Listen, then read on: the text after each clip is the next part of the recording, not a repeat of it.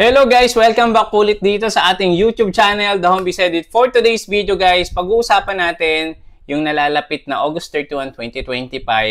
Time is running out. Ready na ba tayo guys sa pinakabagong biggest monetization na mangyayari after August 31? So sa lahat po ng newbie, huwag kayong mag-alala. Alam niyo naman, pinag-usapan na natin to sa mga nakaraang video natin na hindi dapat kayo mawalan ng pag-asa or panghinaan ng loob, mag-demotivate dahil ito is niro-roll out pa din ni Facebook until now. So, sabi nga dito, August 31, 2025, that's the official date. Facebook will shut down the old monetization tools. Yung old monetization tools lang po, yung hindi na magiging effective. Dahil, ito po ay magkakaroon na ng unified monetization or matatransition na sa content monetization. So, ang kabilang po dito, in-stream ads, real bonus, and performance reward. Actually, kasama din dito yung mga non-video format sa bago. So, yun po yung nakaka-excite kasi nga, before, kumikita lang tayo sa mga video format. Pero ngayon, pwede na rin tayong kumita sa non-video format. Ano po yung mga yon? Tatlo po yun. Meron tayong photo, text, and stories na pwede tayong magkaroon ng mas malaking chance na kumita. Okay? And si Facebook guys, kaya siguro ginawa ito para hindi na po magulo yung monetization, di ba? Before kasi, kailangan nyo pang i-reach yung certain criteria or requirements doon sa individual tools. Sample, na-invite ka na sa Reels bonus or short video, pero hindi ka pa invited sa long form video. So, parang nahihirapan lalo yung creator. Mas lumilipat sila sa mas mabilis na mga monetization na in-offer ng ibang platform. Kaya po, siguro naisip ni Facebook, instead na iba-iba pa yung criteria dyan or yung requirements, pag-isahin na lang. Isang invitation, magkakaroon na po tayo ng video format and non-video format sa isang kitaan na lang. Actually, dalawa pa rin naman siya. Yung stars is hindi siya kasama sa content monetization kasi iba siyang resibo or iba siyang invoice. Pero ang magkakasama po sa content monetization, kabilang na dyan yung short, long, performance bonus, photo, text, and stories. Yun po yung magkakasama sa resibo ng content monetization. This will be replaced with the Unified Content Monetization Program. So, pinag-isa na nga siya. Giving creators na bago at simpler way to earn from reels, long video, photos, text, and text posts. Diba? So, ayun yung sinasabi ko sa inyo, lalong-lalo na sa mga newbie or emerging content creator. May nakikita kasi tayong mga post na wala ng chance yung mga bago o yung magsisimula pa lang kasi nga hindi na gagana or ineffective na yung mga individual tools. Hindi po. Totoo po yun, hindi na siya gagana kasi nga, eto na yung bago. So, eto na yung dapat yung hintayin. Instead na mag-aim kayo ng individual invitation, eto na i-aim nyo. So, ano yung mga dapat natin gawin para po ma-invite tayo sa pinakabagong content monetization? Kung creators ka na seryoso ka sa income mo, now is the time to act. Okay, so seryosohin natin ito guys, no? Actually, nag-start tayo dito way back 2019 to 2020. Hindi pa talaga kilala yung short video or yung tawag dito, 9:16 aspect ratio. Hindi pa yan masyadong popular. And ang mga viewers naka-focus yan sa 9:16 or long form video sa YouTube tsaka sa Facebook. Pero ngayon guys, dahil nga sobrang lina ng pasensya ng mga viewers, lalo na sa mga videos na, di ba? Pinanood nila ng mahaba, tapos walang nakuha na gain or nakuha na kung informative or educational or any niches, di ba? So ngayon, dahil alam naman natin, sobrang bilis na ng mga tawag dito, video, mas pabor na yan sa mga viewers. Kumbaga, direct to the point, no? Wala nang mahabang intro, diretso kaagad. So, yun yung gusto na ng mga viewers ngayon. So, nag-start dyan, siyempre, si TikTok, no? And sumunod na dyan si Facebook and si YouTube. Meron na din siyang YouTube Short. So, ito yung isa sa pinakamaraming nag-gain ng mga views, yung short video. So, ngayon, nung nag-start tayo ng 2019, grabe, nag-boom talaga yun dito sa Pilipinas. Actually, late na nga tayo ng 2020 kasi sa US and India, ang dami nang kumikita dyan ng mga creators. Pero talaga, late tayo sa monetization. Especially kung familiar kayo sa TikTok, di ba? Sa mga top tier country, alam ko, meron na silang ad revenue sa TikTok. Pwede na silang kumita gamit yung kanilang mga video. Pag nakakuha sila ng 1,000 views, meron silang kikitain doon na ad revenue. Pero sa Pilipinas is wala pa rin until now. So, kumikita lang yung iba via affiliate or partnership program. So, ngayon, ito yung 5 tips para mas mapadali ang pagkakita sa bagong system sa Facebook, or mas siguro mapapansin tayo ni Facebook kapag sinunod natin talaga ito. Actually, ilang beses ko na din itong na-discuss sa mga previous videos natin. So, number 1, mag-focus tayo sa original content. Lalong-lalo na, guys, no? Si Facebook gumagamit na ng mga artificial intelligence para ma-reduce or ma-eliminate yung mga unoriginal or limited originality of content, pati na rin yung mga poster account, mga fake account. Kaya pansin nyo, ang daming na-disabled or na-remove na mga account kasi nga, meron tayong mga tinatawag na multiple account. So, si Facebook, nililinis na yung system nila. Alam ko si Facebook, meron siyang 500,000 na mga fake profiles na dinelete talaga nila. So, kung affected kayo, possible dahil po yun doon sa update or sa system update or security update nila.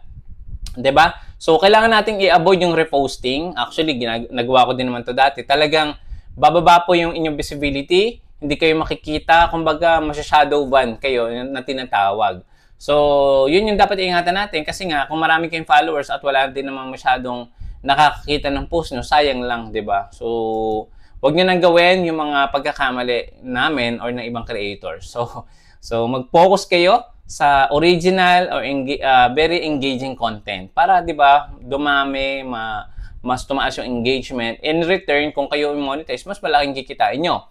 Facebook will reduce visibility or even demonetize. Totoo po yan. Kapag po nagkaroon kayo ng duplicate content, hindi yan ipapakita ni Facebook sa wider audience. Ganyan na pong katindi ang AI algorithm ni Facebook. At recently lang, di ba, nag-hire si Meta ng mga professional na mga AI specialist, no? Millions of dollars yung ini-invest sa Facebook para dito. I don't know kung saan gagamitin yan. Siguro, isa na din yung gagamitin ni Facebook para talaga mas gumanda pa yung platform ng Facebook at ma-eliminate talaga yung mga fake or yung mga duplicated account.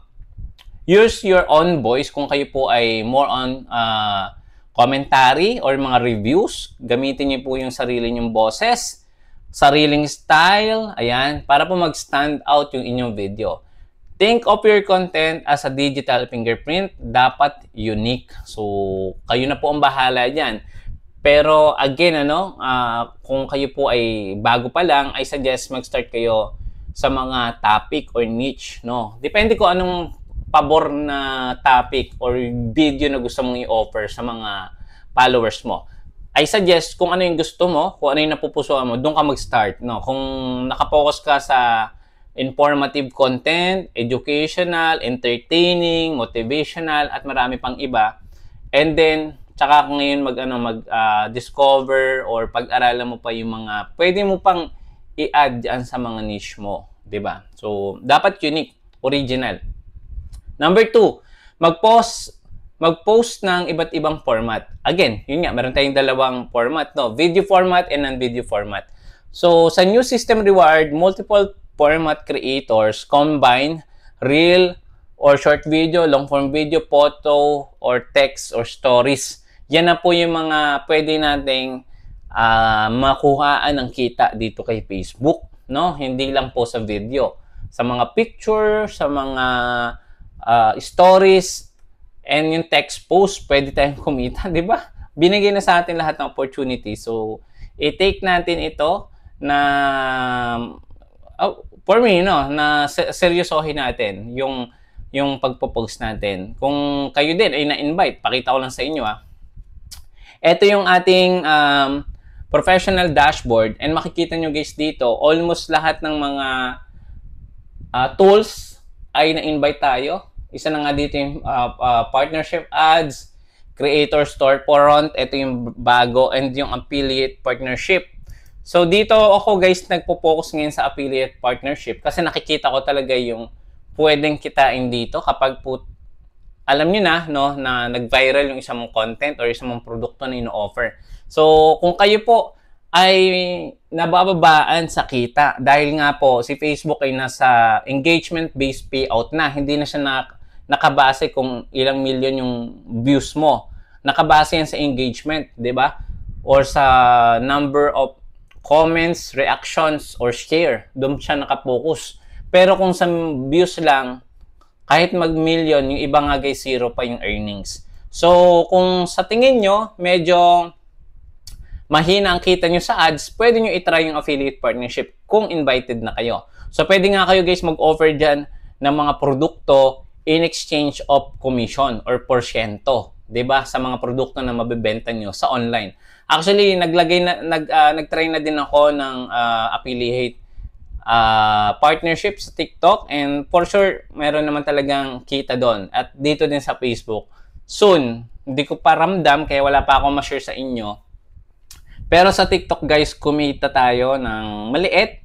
At panoorin nyo yun sa next video, ilalagay ko na lang dyan. Para at least, di ba, ma-inspire kayo na hindi lang dapat din tayo mag-focus sa video or sa ad revenue. Actually, ang dami na kasing creator din. So, nasa-saturate na talaga yung market.